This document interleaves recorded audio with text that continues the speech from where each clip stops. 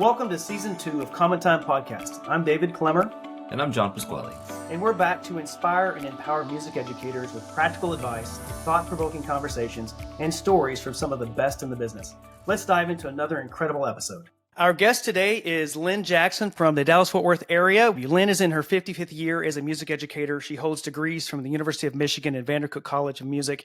And one of the all-time all-stars of music education in my life, someone that I can say that today's conversation I'm looking forward to. I can't even tell you how excited I am about it. And John, why don't you get us started? Indeed. Hi, Lynn. Go Blue. Yes, go Blue. Yeah, go Blue. It is wonderful to have you here. So I'm just going to kick things off. So looking back at your incredible career, what initially inspired you to pursue music education? And then what are some pivotal moments that shaped your teaching philosophy? Well, I mean, usually for all of us, it's a teacher, right? That we meet the teacher. And I met Russell Reed. And I don't know if you guys have heard of him or not, but I moved to Buchanan, Michigan in 7th grade. I wanted to quit band. And Russell Reed called my mom and said, Lynn has a good tone. She should not quit band. And then my mother said, you're not quitting band. And then by 8th grade, after Mr. Reed got a hold of me, I decided I wanted to be a band director.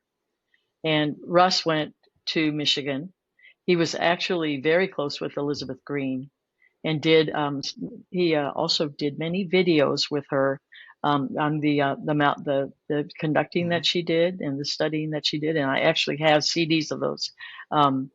It's funny saying CDs, but see, I have CDs of those of Elizabeth conducting. So Russ he was a Michigan guy, studied with Lilia. And so by 8th grade, I knew I wanted to be a band director, and I never wavered. Graduated and went to Michigan. I'm sure, had something to do with my being accepted, and so it was a great place for me. I loved being in a big university, and people would always say,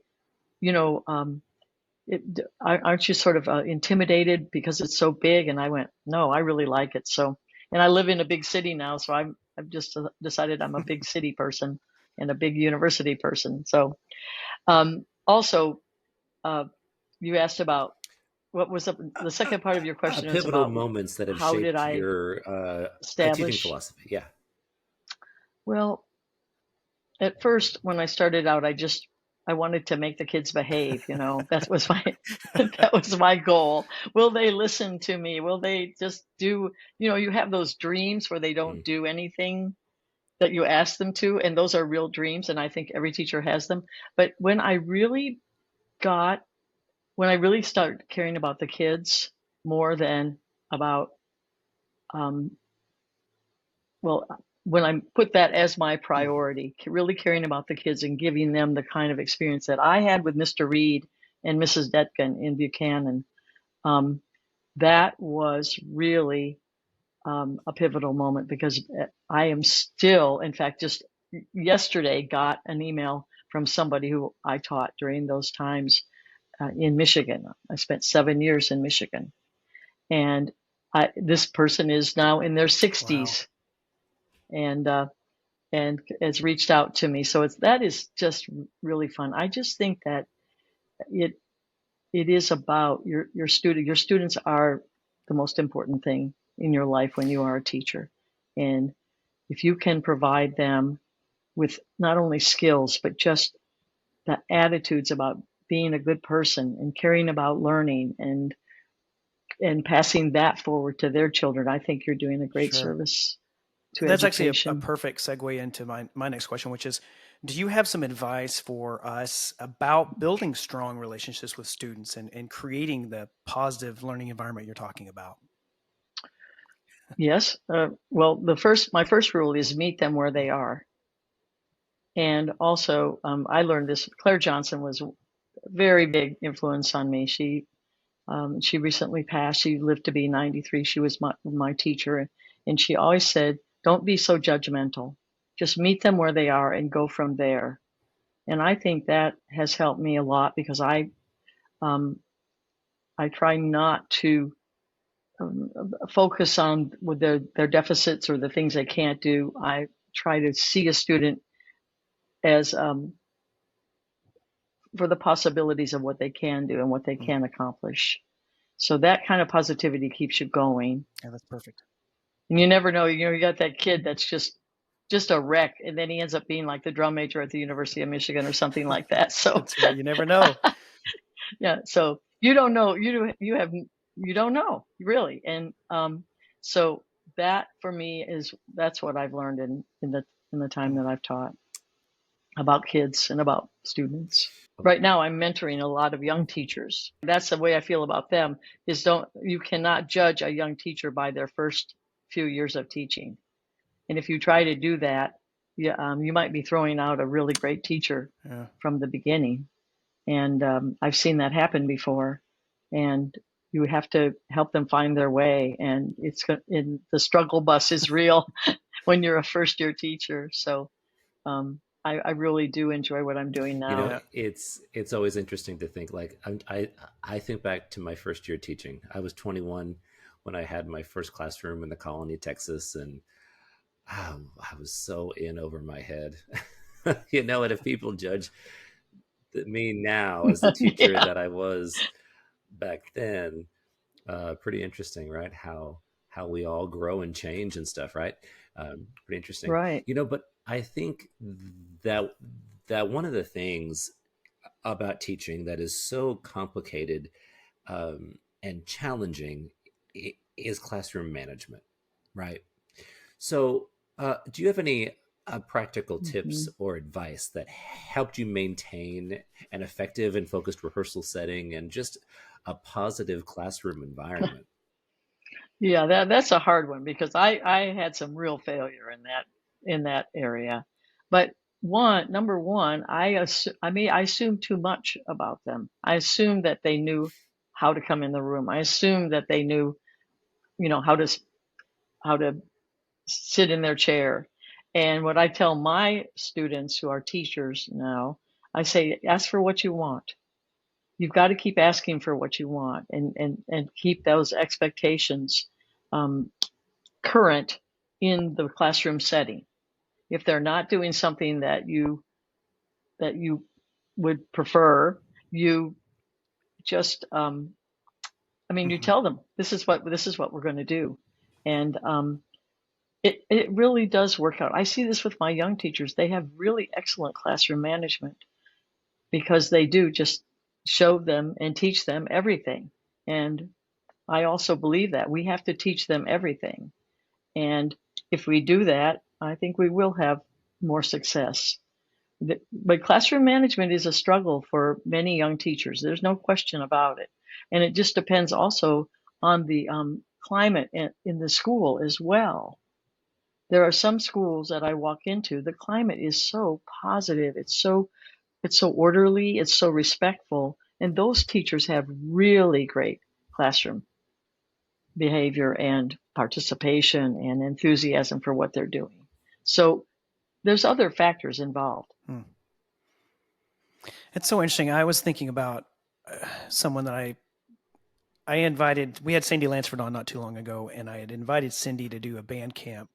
She's fantastic. She's great. My first year at Kansas, I took over the Midwestern music camps, and I needed someone to come in and do the middle school track. And I was like, she was first on my list. I'm going to call Cindy. And she did walk into a bit of a hornet's nest, because those students weren't Texas students, and nothing against them. They're wonderful children, and they played pretty well. But the classroom management thing was very different. And very different than walking into some of the band rooms that you would walk into in Dallas-Fort Worth. And I remember her very, very calmly saying, look at me. Look at me. And that's all she said. It was 3 words, look at me. And slowly enough, they all looked, and their mouths were shut because they're looking at her, eye contact. And she never raised her voice. She never got upset. It was a moment of like, if things started to change, okay, everyone look at me. And just getting them back was literally 3 words. And I was like, I have to use that with my college kids. When I was student teaching, with Cindy, she would always say, "I'm gonna wait, but not too long." She when all heck was breaking loose, right? She said, "I'm gonna wait for you, but not too long." I'll never forget that ever. Yeah, she is masterful. She is an excellent teacher. Yes, and she makes every kid feel like she's talking just to Yeah. them. Mhm. She's She masterful is about that. Absolutely. I really do respect her Yeah. teaching a lot. So you student taught with I her. You did. were I lucky. did. Yeah, she is. Very I nice. owe a significant part of my career to her, and that I am incredibly thankful for her. So yeah. Yeah. She is fantastic. And I didn't mean to digress, but let's get back to Yeah. you, Lynn. Yes. I know that you're like No, I think of okay. you as really like an ensemble pedagogy, but really a beginner pedagogy specialist. Like when I think about who could I go to ask questions about starting the instruments, I think Lynne Jackson. So, from your Mhm. your perspective, what are the most important fundamentals that need to be established from day one, and then knowing kind of a little bit about that process, how do you keep your young students really motivated in those early stage of focusing on those fundamentals? Well, I think that the first thing that every teacher has to know is what's a good embouchure, and how to create that. And so they have to have, Deborah Heveray would always say, the face with a Mm. future. And that is when I start working with kids, that's that's my goal. And when I start working with teachers who are teaching those beginners, that's what I teach them. And I would say that the beginner pedagogy is, it's something that I have really focused on because I've taught 20 years at SMU, and I did the undergraduate classes for years, so I had to really develop that. But if you don't play with a correct embouchure and you don't play with a characteristic sound, then you're going to go to college and want to be a band director, and they're going to change your embouchure, and it's not very much fun. I Yeah. actually had a clinic the other day that I did at TMEA, and I asked them to raise their hand if they had an excellent embouchure when they went to college, and only about 5 people raised their hand. The others had to do something different, whether it was embouchure or hand position, but some kind of Mhm. fundamental. Well, But definitely, if you just give them that, then when they're ready to fly, they will fly. I, that's what happened to me. I didn't start my band career I started in St. Joseph, Michigan. I didn't start in Buchanan. So when I moved there, Mr. Larry Ernst was the one who started me in St. Joseph. And I didn't really like him that much. But boy, did I ever like him when I discovered that I was playing correctly and I could play any note I wanted to play on the cornet. Mhm. And he really did. He was really what I call the first domino in my life, the one that just started it all, Right. and then things just fell forward in a really beautiful way, which I am you're talking to I think I'm the luckiest person on the planet, honestly. So, but he was the first Right. domino. And so that's what I want to be for my kids and for my teachers too. I want to be the one that just kicks it off so that they they love what they're doing it correctly, they're being successful because they're doing it correctly, and they get this fantastic experience. We do that so well in Texas, honestly. Overall, you talk about Cindy and you talk about Melody Ann and all the great teachers, men, male and female, and they are they give, when you hear those all-state students play, you're going crazy with how they Right. sound, because we really do make that a priority with our teaching, and I love that. Yeah. So that to me is the first and foremost thing, Sure. and then becoming literate. That's my next second yeah. one. Yeah. I'm glad you mentioned embouchure. Becoming learning how to read music. Yeah, it's just very interesting. So the whole thing's not dedicated to pedagogy, but I wish we had time to just talk only about pedagogy. But in terms of embouchure, I remember kind of different Sure. sides of this when I was a younger teacher. Some teachers that would say, "Well, I just focus only on sound; they'll figure the rest of it out." And I didn't necessarily agree with that because I was concerned with how they looked. Like if they look correct, I'm going to be able to work with that. But if they don't Mm. look correct, a few years down the road, it becomes non-workable. Right. And that's the problem. And I figured that out. I was I student taught at Exactly. Duncanville, and I was teaching privately there before. And I would have students come in Oh. with embouchures that were a little wonky. And I'd have to spend some time getting them to where they needed to be, because I knew at the end of the day, I'm going to need for them to perform a certain number of skills. I know the all region music that's coming up. I know the literature in their bands. Like if I don't get this correct, they're not going to be able to achieve like they need to achieve. And it was the onus was on me. I felt like I need to take care of that. So when I started teaching and having middle school kids that I'm starting them, it was a huge responsibility. And I had to figure out quickly, because I was a trumpet player, but I was doing oboe and bassoon and these other instruments. I had to figure out quickly, what does that embouchure look like? What should it, very specifically, and then break that down into component parts. How am I going to teach that to them? And I have a very specific way that I do trumpet and cornet. I'm sure you do as well, because I'm looking for a specific embouchure that I know 100% of the time down the road that's going to set them up. So can you talk to just briefly, kind of, what are your thoughts on like actually doing it? You know, the embouchure is super important, but how do you approach that with your kids? Right. Well, this is what I started doing about 2 years ago. I want everything happening inside the mouthpiece. So if they're moving a whole bunch of stuff out here, I think it's wrong. And if they're stretching their embouchure away from the air, I think that's wrong too. But I want them to learn how to play the trumpet, and nothing moves out here when they play.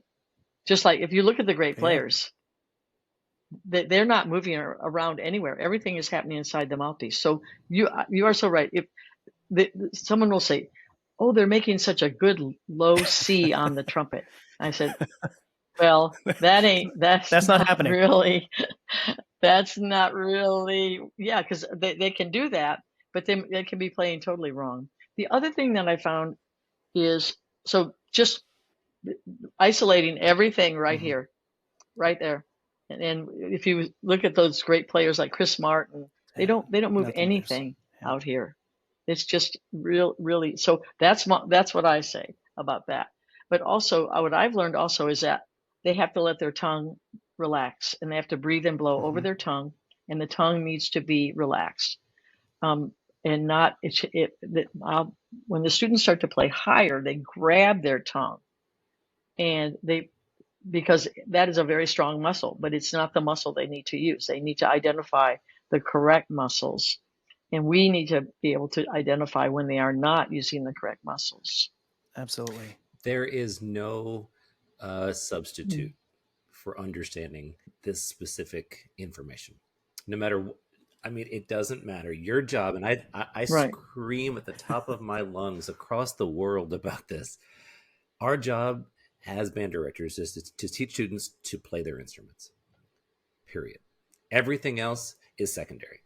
You have to be able to play your instrument at the highest possible level to achieve the highest artistic product possible, which we all want, right? But that cannot be done unless there is an execution of instrument, a fundamental instrument pedagogy at the microscopic level, and it has to be correct. Has to be. So many teachers rely on the law of averages. Yeah. So if I walk into a classroom and there's some kids really doing it right, and then some sort of mediocre, and some just really awful, then I know that they really are not teaching the way that they should be, because I believe that if I help them pick the right instrument, and that's important too, that I can have success with every student in my class. There's not just going to be those that rise, the cream that rises to the top. And I really don't have a lot of respect for band programs that do that. Completely. No, I hear what you're saying. Oh, sorry, David. Go ahead. No, I know we're talking all over. I feel like our feed's slow today for some reason. I don't know why. No, I just wanted to reiterate.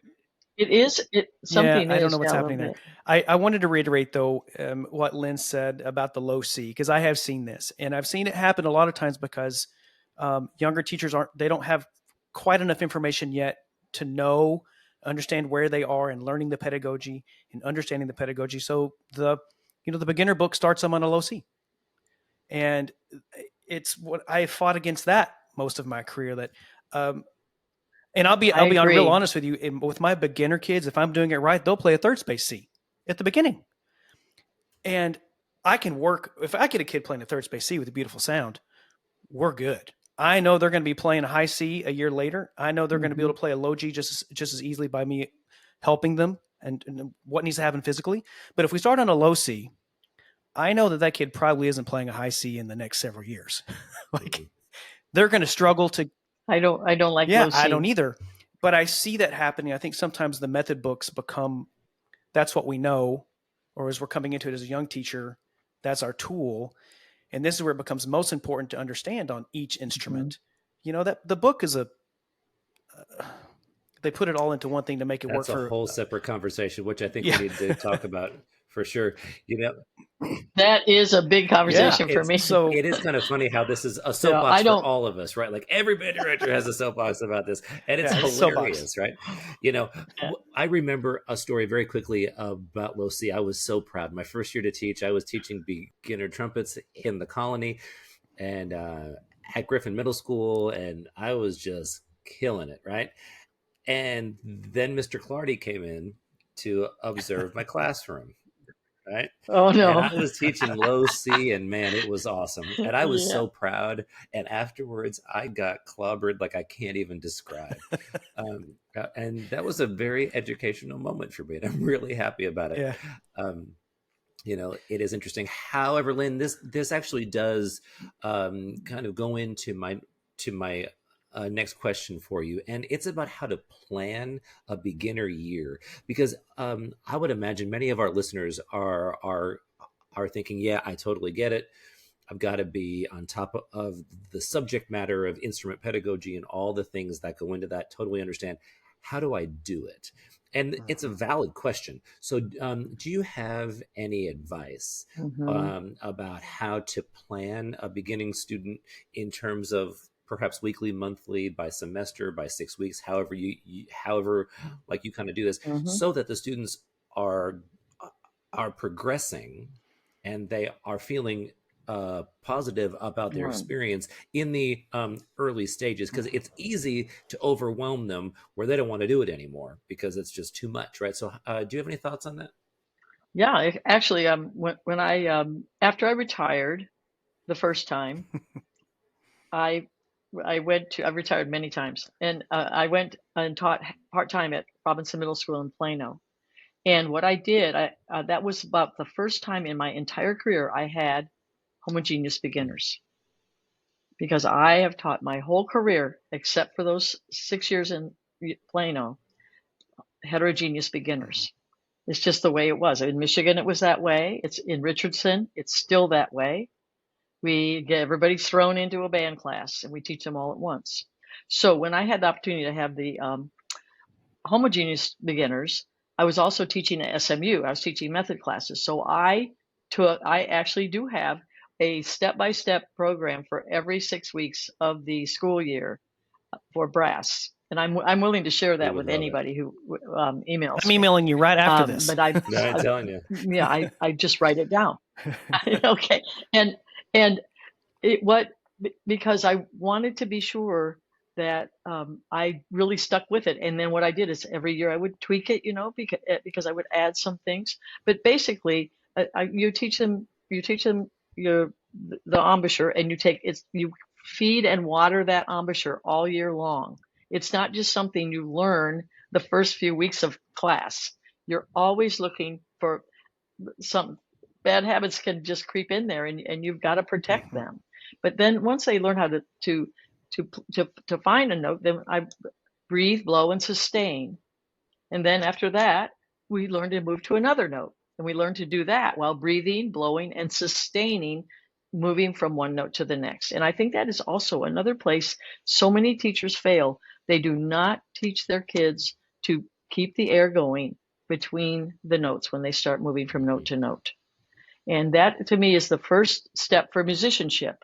I have to be able to make a beautiful sound. I have to be able to move between notes without stopping my air, and with also learning how to articulate correctly.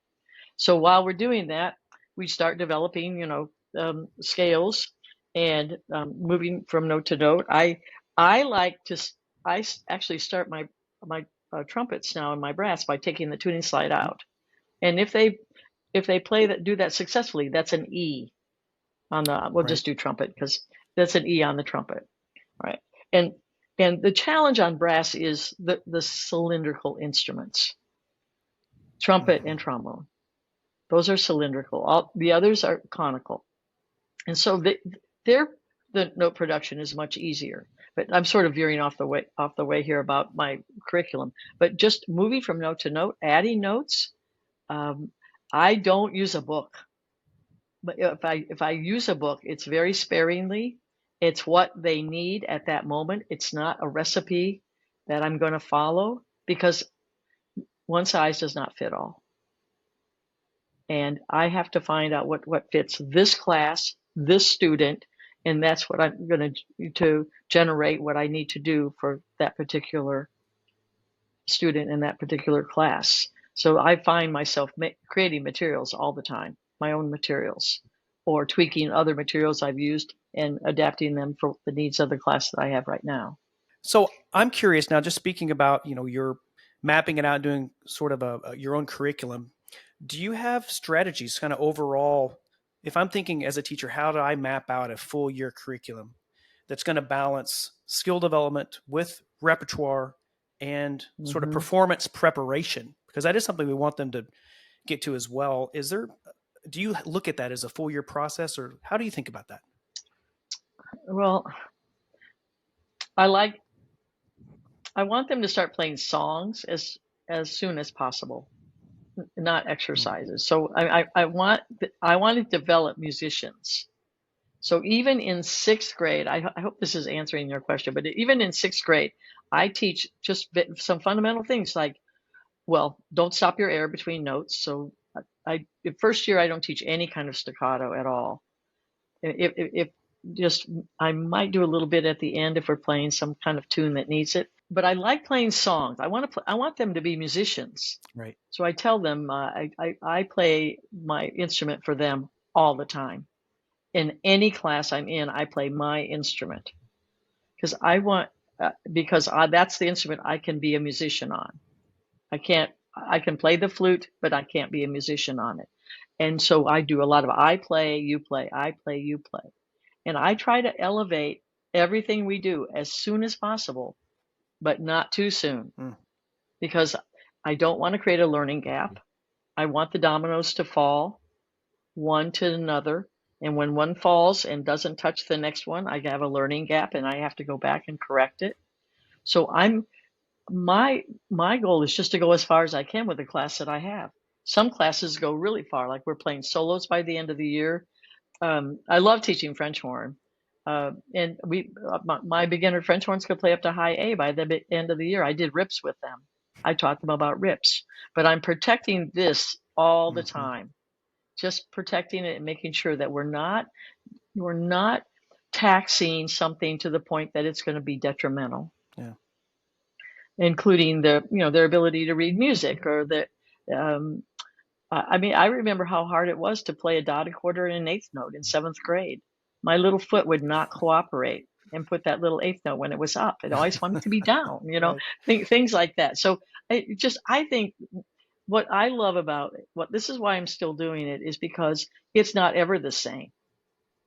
And I have had classes where I have really pushed the limits with them, and then there have been other classes where we just have had to take our time. Yeah. But that doesn't mean they won't ultimately be good. Yeah, I want to protect my kids.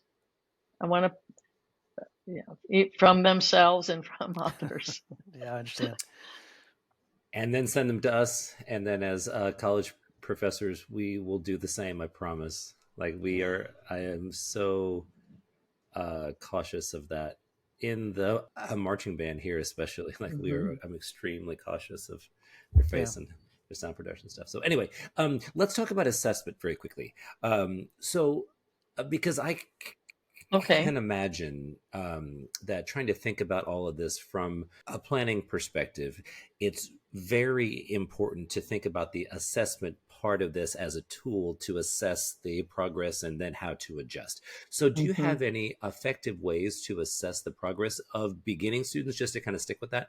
And then if there's an adjustment that has to be made, how do you adjust? Well, I have seen classes where they don't hear the kids play individually. And I'll start out just by saying that I want to hear my kids play individually every single day in the beginner class. That might not be as possible in a band class, but I think it is. I've gone around individually and heard sounds, in my high school bands when I taught at J.J. Pierce High School.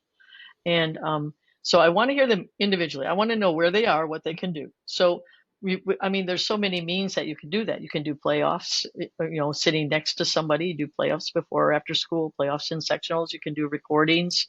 But definitely, I tell my mentees that I have now, which is mostly what I do, I say, you have to have a note card in your head. And that note card has to tell you what every one of your kids, where they are and what they need, and what you're gonna help them improve upon. You have to know their strengths and their weaknesses. And if you don't know that, then you're not teaching the individual in the classroom setting. You're doing blanket teaching, which I think is not good. This is the blanket teaching and the letting the cream rise to the top. Those are two things that are pretty much connected. Because if you just do blanket teaching, that's what will happen. The cream will rise to the top and you'll leave everybody else behind. I don't want to leave anybody behind it. So I think there's a lot of creative ways. Now they've got programs where the kid can turn the program on, they can record their song, and the teacher will be able to hear it and assess it. But I think assessment is important. I love solos. I love solo and ensemble. If we couldn't do anything else, we would just do solos and ensembles, and we would have 3 or 4 or 5 concerts a year, and let the kids play in the small ensembles. Let them play solos, and I've been closely associated with Bertner High School in Richardson, and one of our benchmarks for our students is that everybody plays a solo every year, grades 6 through 12. That's exciting. I bet their growth in doing that is, significant year to year. You think about a 6th, 7th, 8th grader playing individual musicianship. Like that's incredible. Some of them try to play the same solo every year, but we catch them. Of course. Sneaky. Wait, you played on Dante and Allegro last year. That's funny. I do think it's important to specify, though, that assessment tools need to be very carefully thought out, and there isn't much random about it, right? It takes a lot of time to be effective from a tool of assessment. And so for anybody listening, as you plan your assessments, be very thoughtful about how it is going to be done, really. And then, kind of what's the point of it? How's it going to be executed? And then how is that going to be used as a teachable moment? Because if I just assess a student, hand them a piece of paper and say, thank you, read it and figure it out, that's not going to be so helpful either, right? So how do you deal with that? But then also each assessment needs to scaffold to something else, I think, to have it be an effective instructional tool, right? Yeah. I think a good way is to have a rubric and have the student assess themselves, rather than you assess them. You show them the rubric and you say, okay, you've just played this. Now tell me where you stand on this rubric, and explain to me why you think this is where you do stand. And that, I think, is even more valuable than us, giving a number or a grade, but teaching them how to decide, was that any good? Or maybe it wasn't so good, and what do I need to do to make it better? Yeah. No, I think that's a great idea. It's really interesting when you talk about assigning grades in music, because we certainly want to assess them. We need to assess because we need to know what direction they're headed, but also creating an environment that isn't negative, that it isn't based on this didn't go right, this didn't go right, this didn't go right. But so there is a fine line in there. Do you have any strategies or thoughts on how do you keep the assessment portion balanced with keeping them positive about, kind of growing up in this world of assessment? Well, I think that, remember, I think somebody said failure is an option. And I believe that. There's times that I have failed and it was an option and it did make me grow. But I think we have to be very careful with our kids, how we help them with failure. Yeah. I agree with that. And that it can't be so discouraging or so ugly or so awful that they want to give up. And so I think that I know I can look at a kid and say, yeah, I mean, you didn't make area, and they feel like they're a failure. But you also have tools and you have empathy and you have understanding to keep them encouraged and going on. And look how you did. You came out higher than you did last year. That kind of thing. But failure is an option, and failure doesn't have to be an awful, horrible thing. No, absolutely not. It can be an opportunity for growth and for understanding yourself better. And I think some of the times that I failed the most, I learned the most. But I kept on going because I did have people around me who did value me, and I'm so lucky. I mean, I didn't feel alone. I didn't feel forlorn. Just pick yourself up and dust yourself off and start all over again. Okay, I did not make that up. Well, I mean, I would just hearing this, I'm going, I fail every day. I mean, now granted, I succeed more than I fail every day, but otherwise I wouldn't have a job anymore. But like, I think I fail at something every day, and I love that. I mean, it's not always great, but it helps me improve, right? So every failure, we've talked about this a number of times on the podcast over the past couple of seasons about failing forward, right? You have to fail. You've got to study it, learn from it, and then try not to do that again.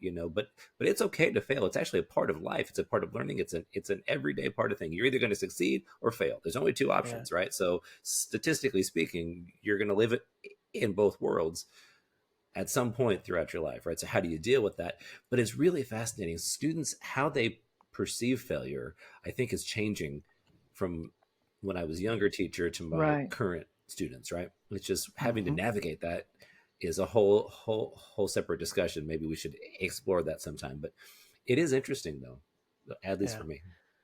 Young people are so much different than I was when I was young, and better. I think they're better, and they have more understanding. Of course, they've had the opportunity to have all of this media and all of this technology, which I think when used properly, it's great. Because I really do think it's great. I mean, if you want to know how flute sounds, turn your computer on and there's so much and type in Emmanuel Pahud. Right. I mean, type it in. Absolutely. Yeah, the resources. And we didn't have the that. Resources are so. I was fortunate when I studied trumpet with John Haney at North Texas, starting in 6th grade, and he would make cassette tapes of the best players playing various solos. And I had 10, 15 cassette tapes. He just gave me, listen to this. I was in 6th grade. And I would listen, and I was falling in love with how to play the trumpet, but also these really wonderful artists. And then the CD player came out, this aging me. CD player came out, and he transferred them all to CD, and then he gave them to me on CD. But he was constantly having me listen. But it was a challenge. Like he as the teacher, spent a lot of time providing resources for me to hear great trumpet players. And now it is amazing that the Detroit Symphony tonight has a live stream of pictures at an exhibition, followed or preceded by Beethoven's 5th piano concerto Emperor. I'm like, what a great opportunity. That's just live. I don't even have to, I can go sit in my, in there and listen to this and take that in. And we didn't have those opportunities. So you mentioned that it is, we do live in a pretty cool time for students. And especially as teachers, if we can help them harness that positively. I think they appreciate it too. Well, tonight I'm going to the Dallas Symphony, Rachmaninoff 3 I piano love it. concerto That's Oh, a beautiful. That's love live. beautiful. it. It's Love it. yeah, That is beautiful. yeah. It's so fantastic. That's another thing, though. No, Can I just please. get on my soapbox about to band directors?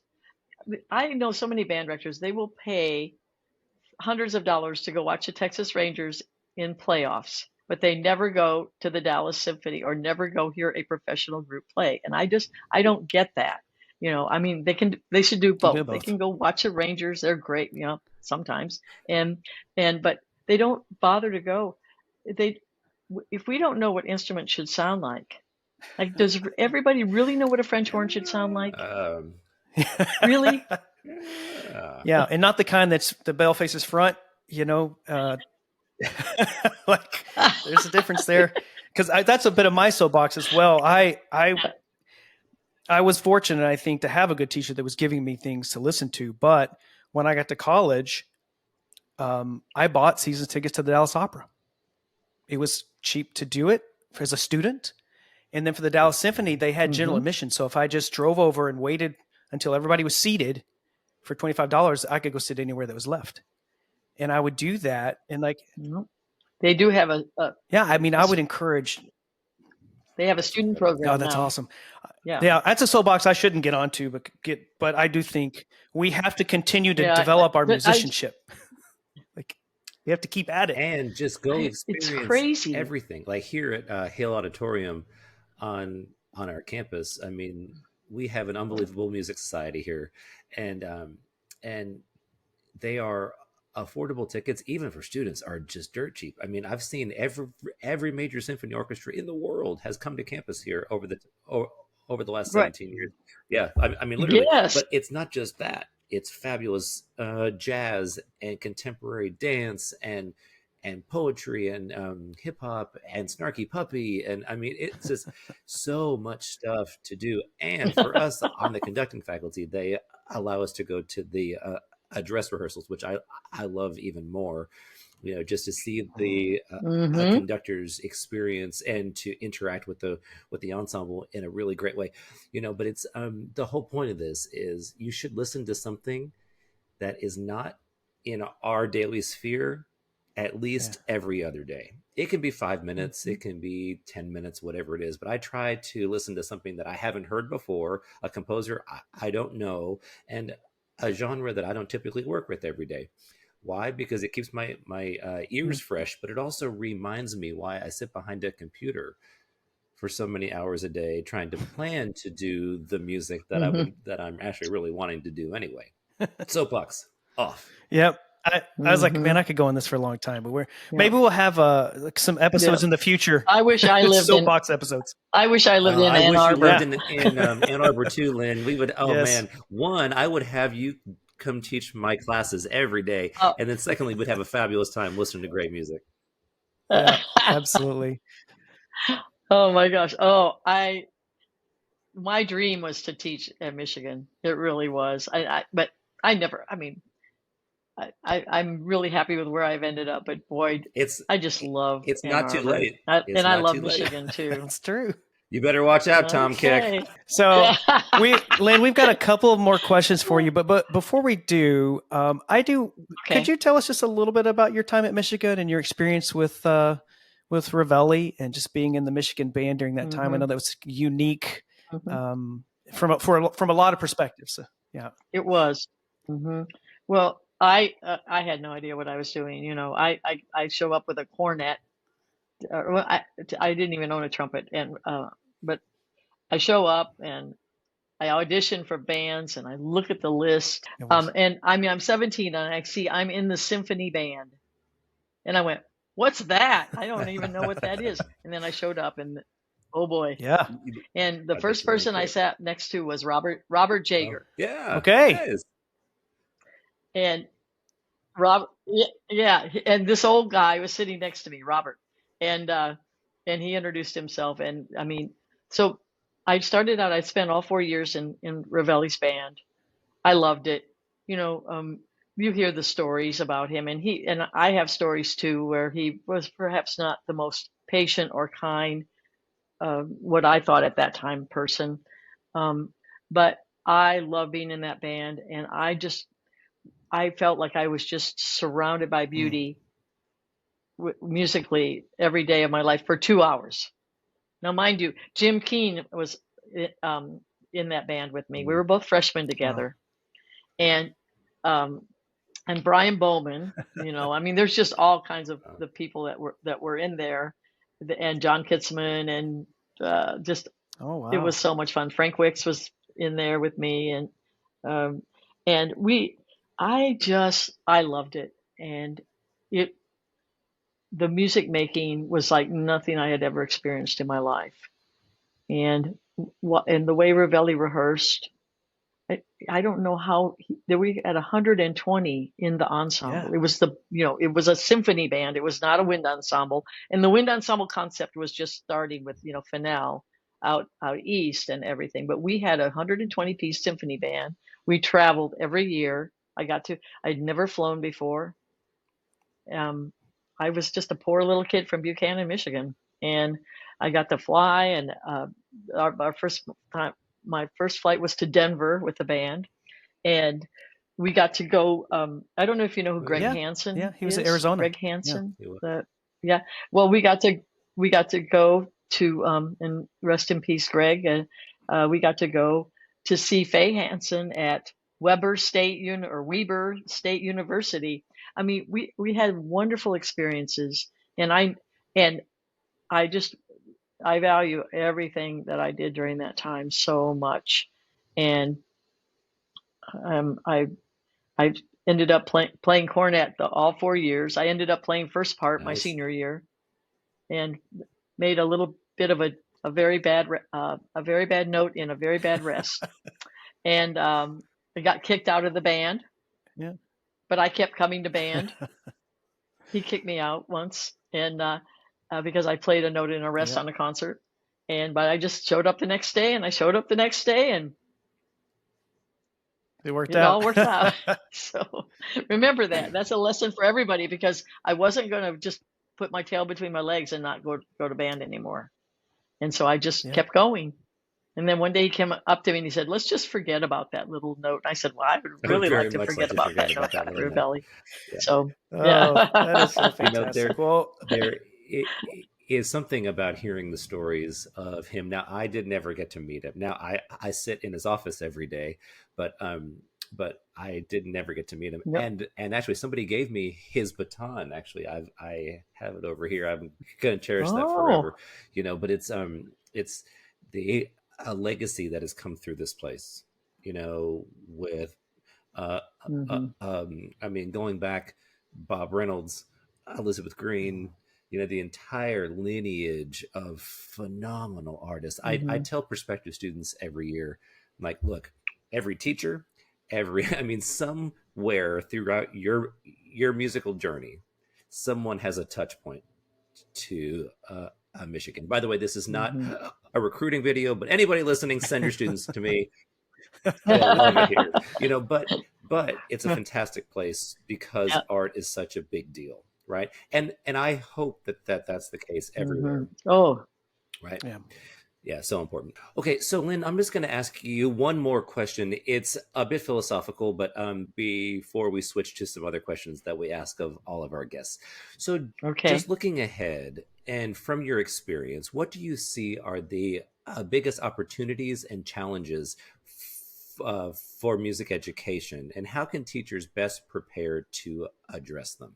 Well, my thoughts about that have changed a lot recently. Yeah. I just want music in our schools, folks. That's what I want.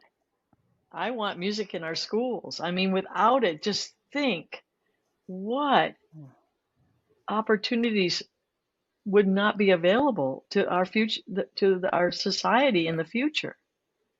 And so I mean, I think we're getting better and better and better. I do. Now I'm going back to now imagining that music is going to be in our schools, and we're going to have public schools where everybody can get an education. All right.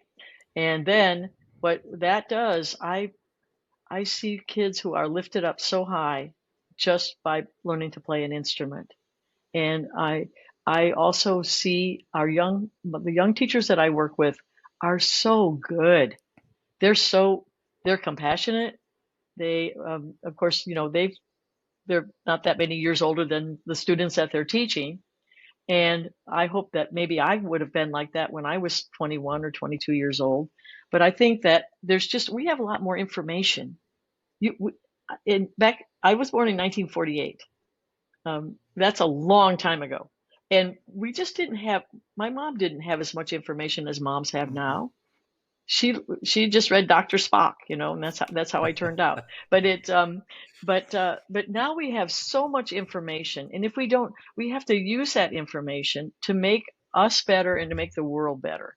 And I feel like the young teachers, I teach graduate studies at SMU. I love it, and I because I'm teaching teachers, and they're astounding. And I think the future is bright. We have to keep in place the institutions that we have and just make them better with more understanding and more availability for learning and growing. And I feel like that's where we are. I don't think it's getting worse. Kids are not, people will say to me, well, the kids today, are they, how are they? Aren't they just sort of bad? And I said, no, they've been on the earth for 8 years or 10 years. They've only been on the earth for 10 years. They're not that bad. I mean, they're good. I mean, I think old people always think Yeah. that, those good old days. And back in the day, we did this, we drank from the garden hose, Yeah. that kind of thing. And, it's just, I think, yeah, I remember my parents thinking that the world was going to hell in a handbasket when I was a kid. And Yeah. well, it hasn't It yet. hasn't yet. So fingers crossed. Fingers crossed. Yeah. Well, Lynn, it's been such a pleasure to have you Oh, on. We wow. have two questions that we ask all of our guests, and we're just curious. Do you have a particular book or some books that you've read over time that have inspired you in your journey? Hmm. Well, okay. I like the 7 Habits of Highly Effective People. Probably a lot of people say that, but that is a Mm. great book. For somebody who's searching, um, I do believe that the habits we create, they stay with us uh, throughout our life. I, I I like that book. I think Simon Sinek Yes. writes great books, and what's his name, the Englishman, Robert Yeah. The Robinson. education. Yeah, I know you're talking about. Hmm. Um, those he's amazing. I mean, and those are great. Um, I read a lot of well, I just have this little book about it's a Buddhism book, but it's just a daily thought, a daily affirmation that you think about as you move through your day. And I love that. There's so much out there, but the 7 Habits was pretty profound reading for me, because when I learned that I can control somebody can't make me mad unless I met I let them make me mad, or I don't have to feel bad about this unless I let myself feel bad about it. Yep. My whole life changed. And so that nothing can happen to me unless I let it happen to me. I mean, that's not entirely true. Like physical violence or something like that you can't always control Sure. that, or anyway. But I don't have to be angry. I don't have to be sad unless I let myself do that. And so that was pretty huge for me. I actually almost became a counselor, and I went and got all but one class to get a counseling degree. And that's what I learned in that going to that is that, hey, you know, really things aren't so Right. bad. So but I didn't become a counselor because Matthew McInturf told me I needed to be a high school band director. So that's what I did. And I'm glad I did it. I loved it. I That's never thought I would fantastic. love it, but I Yes. did. Thank you, So Matthew, for anyway, for so making sure that Lynn moved forward with band. he Yeah. he saved my That's life, incredible. honestly. So, Yeah. Lynn, our final Yeah. question, and probably the most important: what is your favorite time signature? Six Just eight. knew it. Okay. I love 6/8. And I would like to see more people, because it's natural. Rockabye baby. I mean, and you are given Mhm. when your mother or father, your grandmother rocks you, it's so natural. And so many people, they say, "Oh, can't play a 6/8 march." And yes, you can. It's really, I mean, if you understand that an eighth note is always half of a quarter note, you can play a 6/8 march. So, um, but There you I go. do like 6/8. Now that's a very interesting question. Does anybody say Oh, like we get a lot 5/8? of, we get 5/8, That seven answer at all? eights. And as John points out often, most people though have it as an 8 in the bottom. Almost Yeah, everybody's like almost something with everybody. an 8 in the bottom. Oh Almost wow, The that's everybody. correct answer interesting. is common time. I like That's the correct answer. just kidding. But no, we get a lot of people that are 5/8 and 7/8 because of the changes and differences. Oh, they Yeah. like, I guess yeah. They're yes, Bernstein absolutely. fans, right? Yeah. So anyway, thank you, Lynn. It has been so fantastic having you on. We certainly Uh, appreciate all your insights. oh, So I we look love forward to having this. you on again. Oh, okay. I would love that. All right, you guys, this is awesome, and I want to thank you so much. I have listened to your podcast, and they're really, really wonderful. And I'm so honored Well, to have been you are asked. so And I Thank you wonderful, so Lynn. much. Thanks for tuning in to this episode of Common Time Podcast. Don't forget to follow us on social media, and we'd love it if you shared with your friends as well. We'll see you next time, but until then, keep making music and keep making a difference.